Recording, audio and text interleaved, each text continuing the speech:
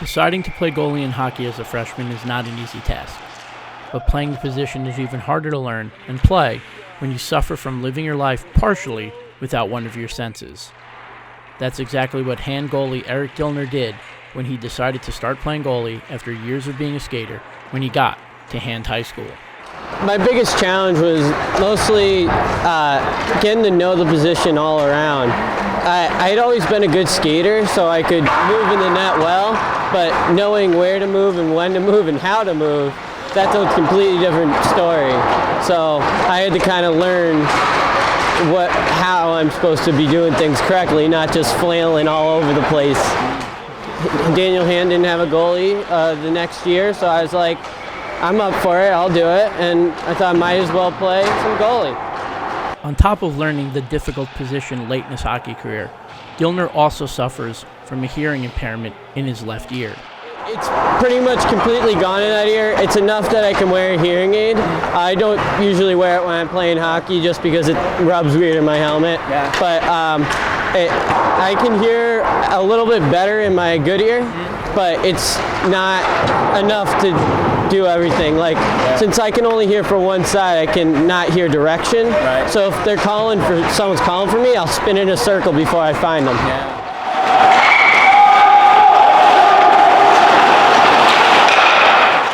So one of the biggest things about playing goalie is you got to be able to communicate with your team. I'm kind of like the quarterback that sees everything and got to tell my defense and forwards what they need to do. So I got to be able to be loud and verbal to them, even though I can't entirely hear what I'm saying sometimes. If I have to go behind the corner, into the corner and play the puck, I use the glass. I look up in the glass to see what's behind me because I can't hear them saying, oh, one on, or something like that. The impairment hasn't hindered Dillner's play at all. Last season, he led the Tigers to a school record in wins and a spot in the Division III semifinals. And this season hasn't been any different, as the Tigers are 9-1 and one of the favorites in Division II. Yeah, his work ethic is unbelievable. He just keeps continuing to work harder and harder every year. You know, he's improved greatly since his freshman year, and I forget how many wins he had, but an amazing accomplishment last year, all the wins he had last year, and then this year he's off to another great start too. So it's just his work ethic. It's great to feed off to someone who you can look at and see like, hey, he's improved that much. It didn't just happen overnight. It's countless hours spent, camps, all this stuff. Defensive unit led by Gagliardi and the Tigers have worked with Dillner to come up with a system that they both understand. Sometimes it can be difficult, but I mean, we just got to work through it, talk through it. We figured it out. We're getting there. So I mean, it's still a work in progress. It always is. We're still trying to improve upon that, but we're getting there. We're improving since the start of the year, the first scrimmage. So we have meetings and stuff like team defense, all the defensemen, both of the goalies, just to go over some things, keep it simple, and just refresh every week. It helps. Putting in the extra work is nothing new to Dillner, and his coaches and teammates have taken notice. First off, coming onto the program with him, being the new guy, watching him on film only beforehand, his work ethic stood out first and foremost. From the beginning last year, and it showed every step of the way. He got better as the season went on. And I had the privilege of coaching him U18 this past fall as well. And he jumped into that challenge, Tier 2. Again, we're talking 2 years plus playing goal, and he just continued to grow, and now they all know who the hardest worker on the ice is. Everyone on the roster feeds off of that. They look to him for a little bit of guidance on how to just get better. And he's done it every step of the way. I love the kid. He's awesome. It creates great just not just stability, but just and the thought process too of climbing that mountain. I think I've said that before, is if he's willing to do it every single day, even when he's having success, even if he has a bad day, he comes back the very next day. What can I do to get better? Comes after the 8-0 shutout a couple of weeks ago from against Scarsdale. Very next practice, what can I do to get better? And that feeds into the boys every step away from freshmen all the way through the seniors. Getting better is one of the things that Dillner wants to do, and having a dad who is a great goalie himself has helped in that process. Yeah, my dad, he went to Olympic Training Center when he was just out of high school. He also played on the Junior Blues, which that was AHL team at the time. He's been a great help. He's always been there doing something. He comes to all my practices and games, gives me some help in between periods.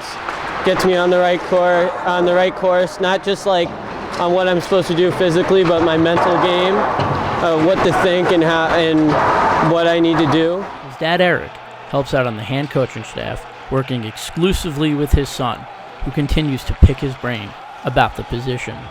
Well, bottom line is that he just took everything that we said and did it 110%, you know? I mean, that's the lucky thing.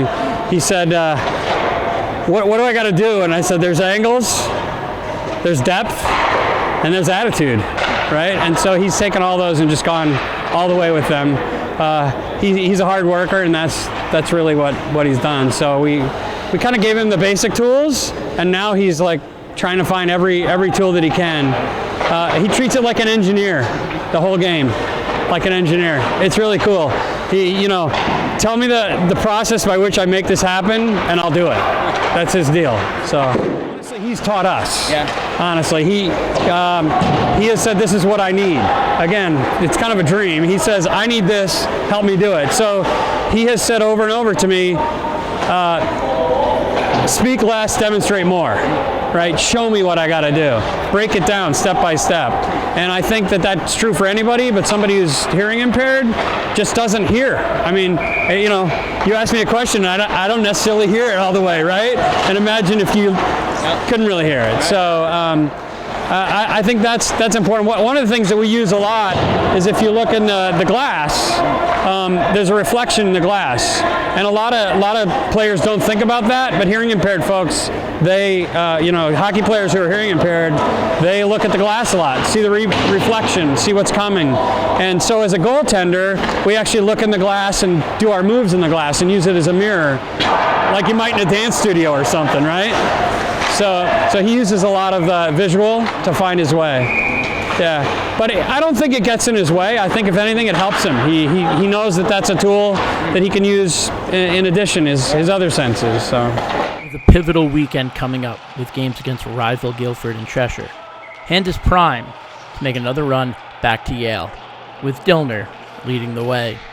Yeah, it's I'll address the Cheshire game. They got a great goaltender. I mean, everyone knows who that kid is, and there's a handful of them in the state, especially in Division II this year.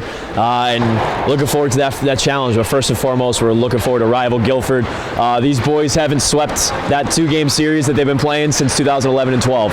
So we're talking coming up on 8 years, and they're itching for that little bit of payback because over the course of rivalries, you get a chance to kind of do a few things. You're going to do it, and that's how rivalries work. So first and foremost, looking forward to Guilford getting that rivalry going here Friday night at home. The band's coming down for the first time in the year. It's going to bring that college atmosphere. Student body is going to be large. It's going to be a great game. And then, no rest for the weary. Come right back and face one of the best goalies in the state in Cheshire, and a team that works their hardest to get those goals. They're not fancy, they're not flashy, but they bring that grit and that effort that it takes to be as successful as they are without that skill and that individualism. But they do it as a team, and that's tough to play against.